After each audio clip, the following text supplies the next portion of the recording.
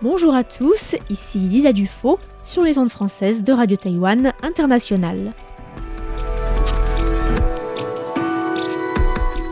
C'est l'heure de la revue Asie-Pacifique, une sélection de sujets d'actualité alternée d'émissions thématiques sur l'Asie-Pacifique.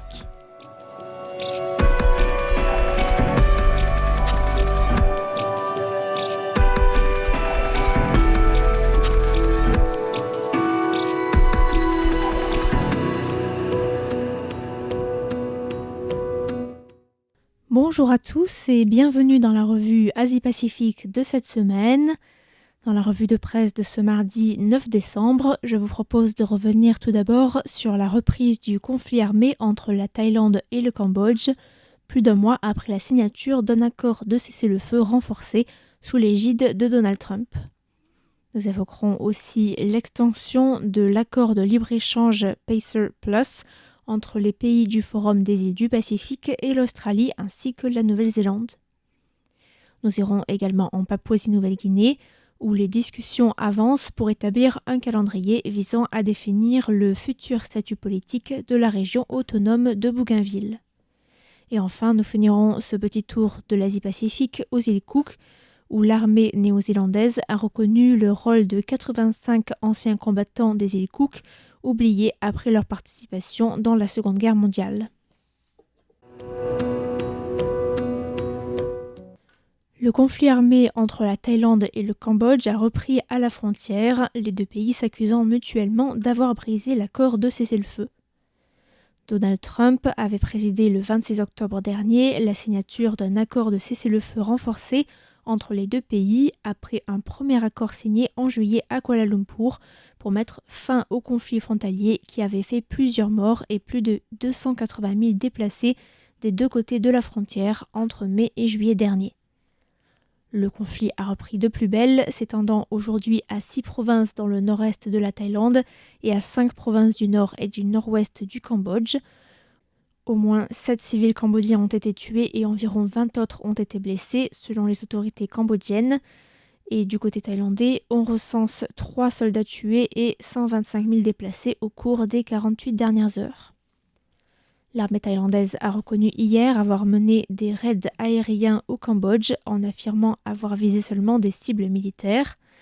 Le gouvernement cambodgien dit ne pas être à l'origine de la reprise des conflits et ne pas avoir riposté, tout en condamnant, je cite, « des actes inhumains » et une grave violation de la déclaration commune signée le 26 octobre dernier. L'armée de l'air thaïlandaise a confirmé aujourd'hui avoir mené de nouvelles frappes aériennes au Cambodge. Notons que le conflit frontalier remonte loin.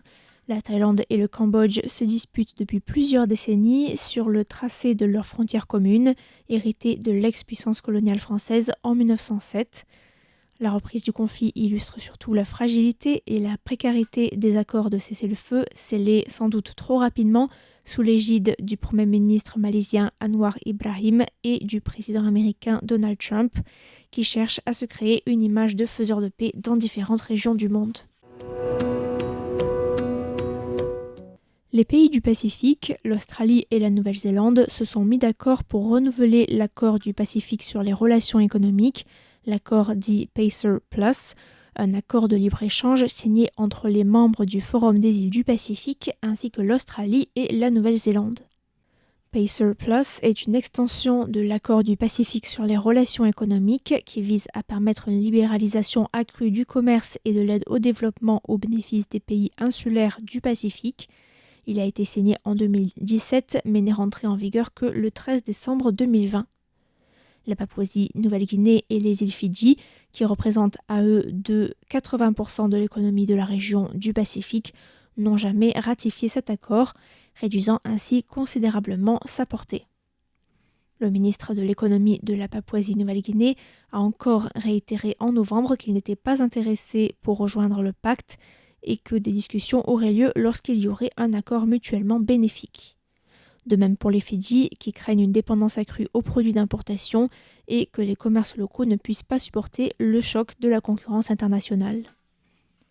Lors d'une rencontre de niveau ministériel le week-end dernier aux îles Salomon, les pays membres se sont mis d'accord pour renouveler l'accord pour 5 années supplémentaires, mais aussi pour ajouter 20 millions de dollars américains au budget visant à soutenir les investissements étrangers et les activités commerciales dans les îles du Pacifique, une aide versée par l'Australie et la Nouvelle-Zélande, dont le montant initial à dépenser sur les 20 prochaines années selon l'accord de départ a déjà été utilisé à hauteur de 75%.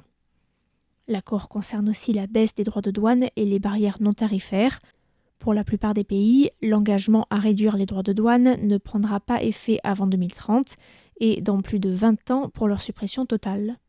Les négociations ont donc visé à définir les conditions pour la réduction des droits de douane et les mesures visant à atténuer son impact négatif. Autre grand sujet, la mobilité de la main-d'œuvre. Le Premier ministre des îles Salomon, Jeremiah Manley, a rappelé que plus de 30 000 travailleurs des îles du Pacifique travaillaient en Nouvelle-Zélande et en Australie. L'accord Pacer Plus comprend des mesures visant à faciliter la circulation des travailleurs temporaires qui viennent compléter des accords déjà existants avec l'Australie et la Nouvelle-Zélande. Les pays du Pacifique veulent élargir le nombre de secteurs ouverts à leurs ressortissants, mais la situation actuelle fait craindre une baisse de la main-d'œuvre pour les pays d'origine et une dépendance accrue des pays insulaires du Pacifique à l'argent envoyé par leurs ressortissants travaillant à l'étranger. Le Premier ministre de Papouasie-Nouvelle-Guinée, James Marape, et le président de la région autonome de Bougainville, Ismaël Toroama, se sont rencontrés la semaine dernière à Port Moresby pour discuter du futur statut politique de Bougainville. En 2019, un référendum non contraignant s'était soldé par 97,7% de voix en faveur de l'indépendance. Le référendum et le processus d'indépendance sont le fruit de l'accord de paix de Bougainville, signé en 2001, mais les habitants attendent encore que le Parlement central de Papouasie-Nouvelle-Guinée vienne ratifier le résultat du référendum. Les représentants réunis à Port Moresby se sont mis d'accord pour que le sujet du statut politique de Bougainville soit mis à l'agenda de la session parlementaire d'ici juin de l'année prochaine, afin de délibérer et de donner une décision finale sur la question de l'indépendance. James Marape a parlé de dernière ligne droite et s'est réjoui de ce que les discussions ont permis d'établir un calendrier clair pour le premier semestre 2026. Sir Pukatemu, un membre de la commission parlementaire bipartisane de Papouasie-Nouvelle-Guinée, qui a mené des consultations au niveau national sur le futur politique de la région de Bougainville, a indiqué à Radio New Zealand que les autres parties de la Papouasie-Nouvelle-Guinée étaient ouvertes à l'idée d'accorder l'indépendance à Bougainville, tout en ajoutant que certains dirigeants nationaux craignaient que d'autres régions ne veuillent faire de même. Sir Pukatemu a expliqué qu'un document était en train d'être préparé pour sensibiliser et informer les députés du Parlement central sur l'histoire de Bougainville et notamment de la guerre civile pour assurer un processus de décision informé lors des débats et du vote à venir.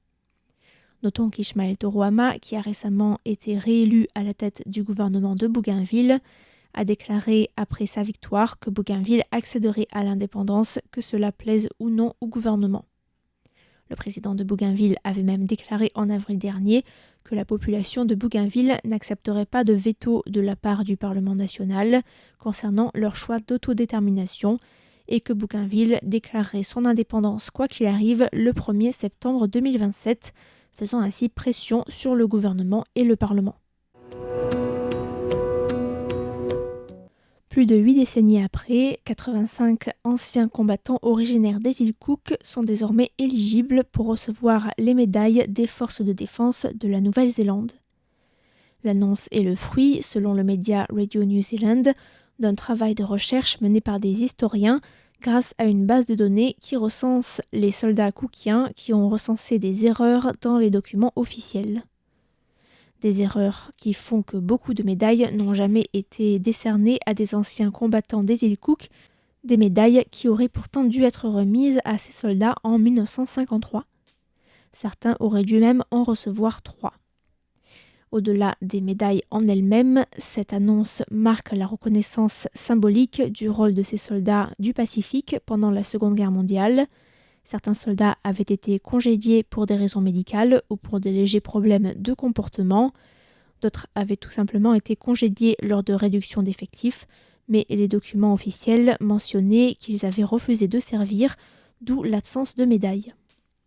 Le média néo-zélandais mentionne la coordinatrice du projet, Kate Walker, qui se trouve désormais aux îles Cook pour rechercher les descendants des anciens combattants aujourd'hui décédés.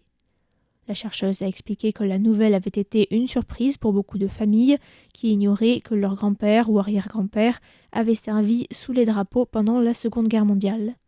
Près de 40 familles ont pour l'instant été retrouvées.